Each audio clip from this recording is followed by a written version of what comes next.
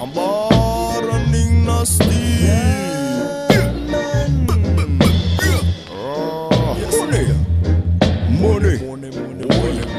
Yes, I fui olombelo tsy matsapa ala elo mendrika amy tany ary oela velo izy mihina fa midika izy velo tsy midika zany ndraiky anao ota raiky fa mafimafy ihany fiaignan'olo araiky man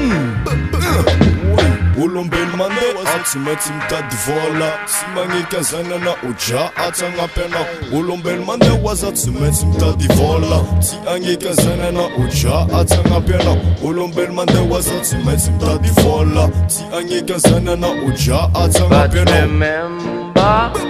to praise Jah, yes, and He will guide you in this direction.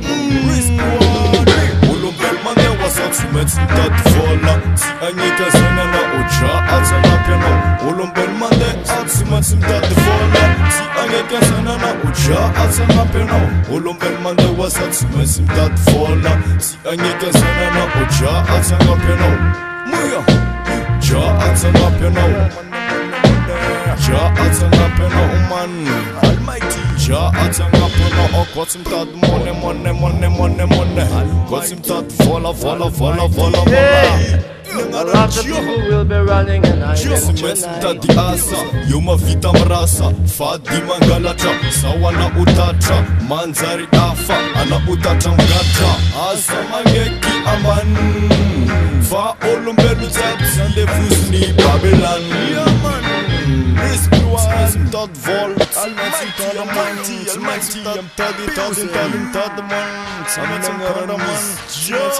vola olombelo mandeha asa tsy maintsy mitady vola tsy agneky zanana oja atsagnampy anao olombelo mandeha hoaza tsy maintsy mitady vola tsy agneky zanana oja atsagnampy anao ja atsagnampy anao ja atsagnampy anao ja atsagnampy anao almighty ampia zay olombelo mahita raha manjary Tunaha, sanga arkaha